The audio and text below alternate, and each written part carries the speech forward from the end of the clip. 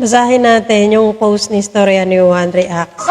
Storya ni Juan, DDS to siya. Alam naman natin at admit niya naman niya na DDS talaga siya. So, ang post niya, Dear kapwa ko DDS, wag na tayo magalit pa sa Meralco. Bakit kasama sa bill ang government taxes, pati yung lifeline pass-through para sa mga purpose? Tandaan nyo, panahon pa ni Duterte yan na isa batas at na-implement. Totoo naman, hanggang 2051 pa nga yan eh.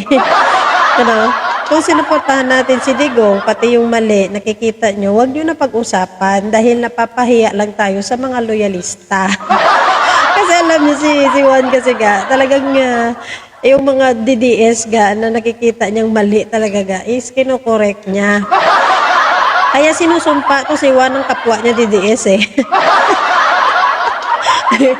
Ayaw pa naman ng mga DDS na kinokorek sila. Diba?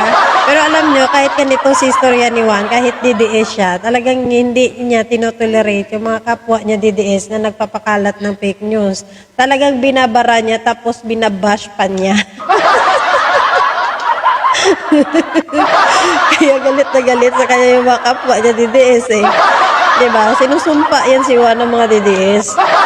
Kasi pag mali talaga, mapansin nyo, may fake news talaga, may fake news. Talagang hinaharang talaga ni Juan. Ay sinasabi nga ni Juan, nasisira yung pagka-DDS nila. Kasi halos na pinapakalat na fake news, syempre napapahiya din yung mga DDS at kasama na din siya kasi DDS din naman siya. Kaya nga lagi sinasabi ni Juan, di ba, sabi ni Juan lagi, sinusuka niya daw yung mga kapwa DDS niya. Pagpasensyahan nyo na daw yung mga kapwa DDS niya kasi hindi na naman nakainom ng gamot.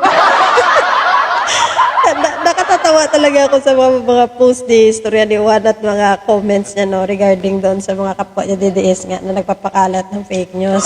Which is tama lang din naman yan. Okay lang magsuporta tayo sa mga politiko pero wag tayo magpakalat ng fake news. At tama lang po ang ginagawa ni Storya ni Juan na kinukorek niya yung mga kapwa niya DDS kasi sila lang din ang napapahiya at sila lang din ang nasisira kasi ang mindset ngayon ng tao once DDS, fake news peddler na. Kaya tama lang yung ginagawa ni Storya ni Juan. Paluin mo yung mga kauri mo, Juan. Sa lahat ng DDS, si Storya ni Juan talaga yung favorite ko. Iyan po yung original. Ito pa yung original na sako, pero gin-edit. In-edit niya, tapos sira-siraan niya yung gobyerno. Kamango sa imo nga klase ka content creator, trapo ka. Trapo ka content creator, Arman.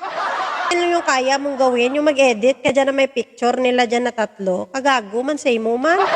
Tapos mag-caption ka lang, biga sa Batangas, may tatlong muka. Siguro nag-ambag-ambag sila para dito, pakyo ka. Alam mo, nangarap ka ng content creator, pero bupols ka. Oh. Nangangarap ka mag-content creator, tapos yan lang ang kaya mong gawin.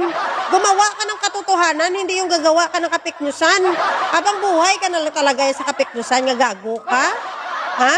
Ang baghak niya, nag-edit-edit na siya, which is hindi naman totoo yan na ganyan ang sako ng bigas, kagago. Mali nga tao sa iyaman. Ay hala, tapos yung mga DDS comment man doon, yung di puta. Alam mo, itong klase na content creator, dapat hindi yan pinapalo. Kasi gagawin lang kayong bobo, uto-uto at mangmang ng mga ganyan klaseng, content creator. Tapos yung mga DDS, bakit may mukha nila? Ay hala, ano kayo? Di puta, mga tatanga-tanga, tingnan nyo yung totoong sako. Ano ka ba, wala cellphone? Wala ka mo internet, wala ka mo TV. So araw-araw talaga magpakatanga, magpakabubo, magpakamangmang na lang kayo. Bisan inuuto-uto na kayo dyan ng mga content creator ng mga trapo na yan.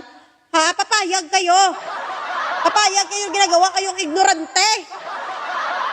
Ang inon to. Ito si Arman na to, napakalaki na ng following niya, na followers niya. Nasa 76K na, pero bupols! Ito yung content creator nga trapo. Na walang ibang naratibo kundi paninira lang. Pwede ba NBI? Pwede nyo bang Hindi ba pwedeng Hindi ba pwedeng kasuhan ito na sinisira nila ito yung gobyerno? Nag-i-edit sila ng ganyan? Baka pwedeng kasuhan nyo to. Namimihasa lang yung mga yudiputa na yan kung ano-ano, mga picture ang pinagagawa nila dyan, ini-edit nila para siraan ng gobyerno. Salot!